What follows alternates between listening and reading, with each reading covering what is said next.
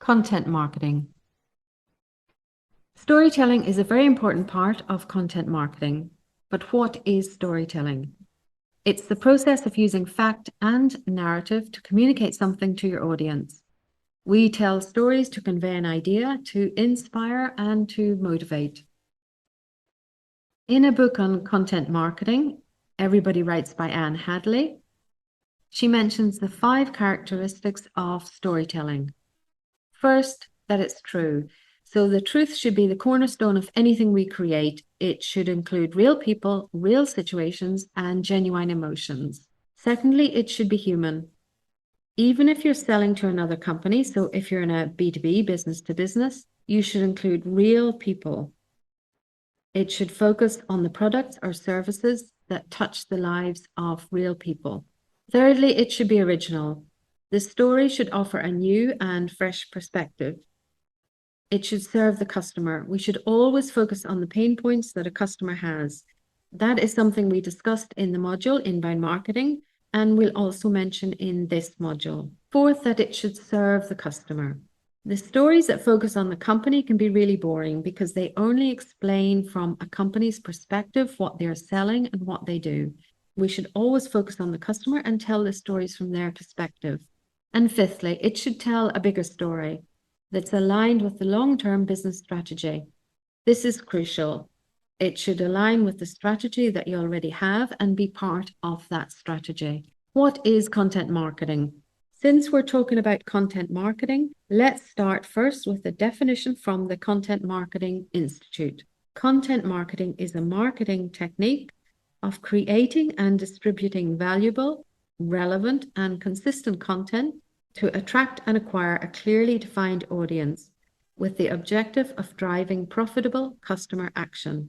Being consistent is usually the hardest part. And for anyone who ever created content, it's a lot of work. The content beast is always hungry, and producing content usually takes much more time than you anticipate. But we need good, relevant content to drive the inbound marketing and get results. We want to create trust so that when our potential customer is ready to buy, they think about our company and our brand. Content marketing planning. To do that, we first need to start planning the content. Companies don't always think about their content marketing strategy. Often they would just start producing content and hope for the best. But it's important to have a strategy so you can create more relevant and more consistent content. First, we need to set goals. Then we need to take a look at the content inventory because usually companies already have at least some content created, and we need to make sure we can repurpose it as much as possible and update it if necessary. We need to create content for all stages of the buyer's journey. That's the awareness, consideration, and decision-making stages. We talk a bit more about the buyer's journey in our inbound marketing module, so have a look at that one. We need to plan the campaign and the timelines, and also the team who will be responsible for producing the content. The team can be internal or external. Then we can start creating content. And the content doesn't mean text only. It can mean photo, video, audio, etc. It's very important to think about content recycling because it takes a lot of time to produce content, and we want to make sure that it's repurposed as much as possible. Without distribution, content won't be seen, it won't be heard, it won't be valued. We need to meet our audience where they are and present our content to them. And of course, without analytics, you won't know what's working. We need to make sure that we always analyze and optimize whatever content we put out there. How do we plan? First, we need to create an editorial team that has a budget, goals, and a planned time to meet. If you have a small business, it can be just 1 or 2 people internally that can be complemented with external collaborators like photographers, videographers, or social media content writers. The editorial team usually consists of members like writers, designers, photographers, videographers, and subject matter experts. These experts are really important for creating the content. We can include them as writers, video storytellers, but if they're not comfortable doing that sort of thing, we can always interview them and help them tell the story. We already mentioned content audit. And here is a simple plan of how you can do that. We want to make sure that for every item, we also check its performance, its age, the state of the buyer's journey it belongs to, the format, and who owns it. Content can be gated, so it's available for users who submit a form, or non-gated. It's available for anyone. We should also note which persona we are addressing and any recommendations we have. There are a lot of content marketing tools, and you probably use or know most of them. Most companies have a website and usually also have some social media presence.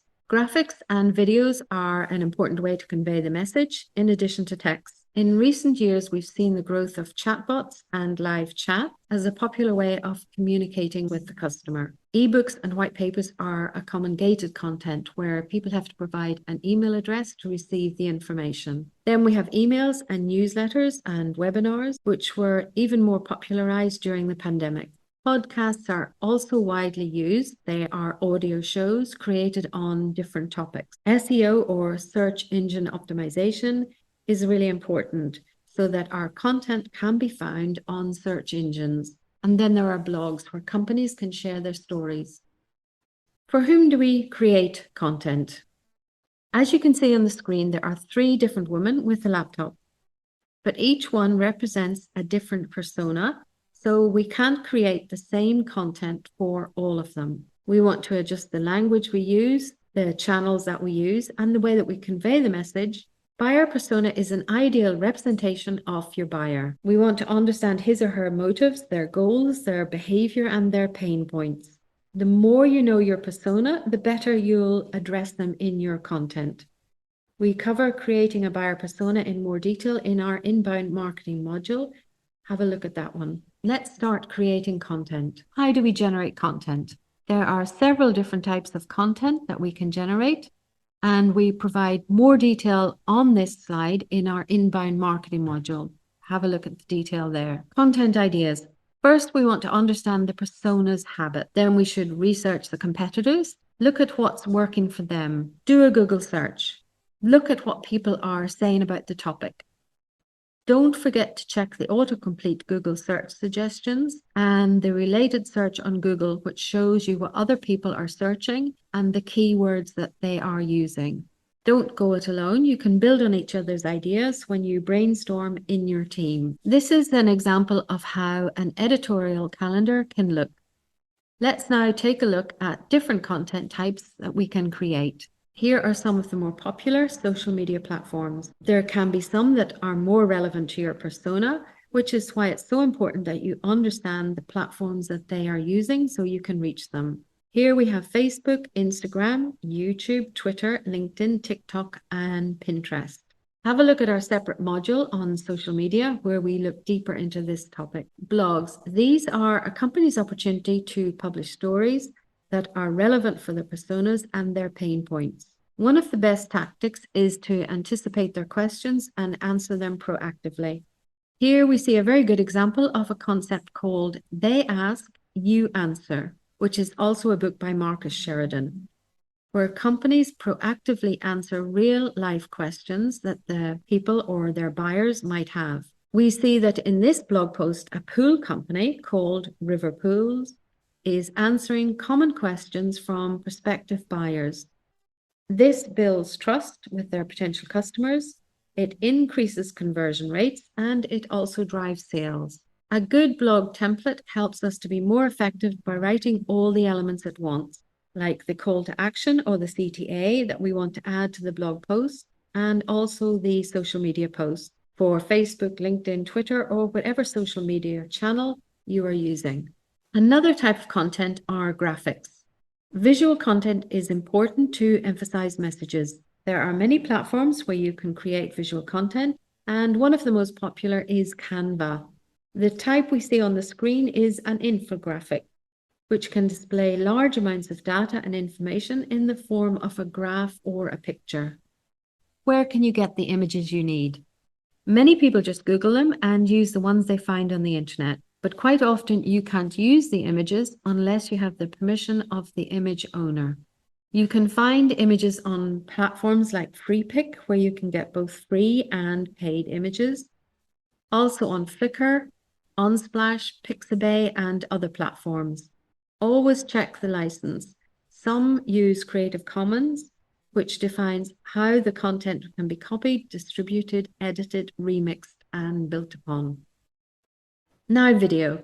This type of content has exploded in the past few years, from webinars, TikTok, videos, Instagram, and even videos on LinkedIn. This is a way of communicating that is engaging and adds emotion. We have a module that looks deeper into the topic of how you can use video marketing. Ebooks are a great way to generate leads that you can nurture with relevant content and turn them into customers. The content of the ebook is usually highly relevant to the persona you are targeting and should not be about the company or product. It should be educational and helpful to the reader. It's important that the CTA, or the call to action that leads the reader to the ebook, is placed on blogs and website pages that are relevant to the topic of the ebook, so you can safely assume that the reader is interested in that topic. Newsletters are a content type that we've been using for years. They are a great way to educate your audience and to bring blog posts, videos, and other content to their inbox. With marketing automated platforms, you can manage newsletters even more effectively and personalize the content your readers are interested in. Podcasts are very popular. They are audio shows, usually in the form of an interview. If you produce your own podcast, you should know that it's a regular commitment and there's quite a lot of work to produce the content. But you don't have to create your own podcast. One option is to be the guest on the podcast your personas are already listening to. Webinars have been around for years, but they gained huge popularity during COVID, especially in companies selling to other companies, so in the B2B space. They are a great way to reach a new audience, to educate and establish authority, and create long-term content.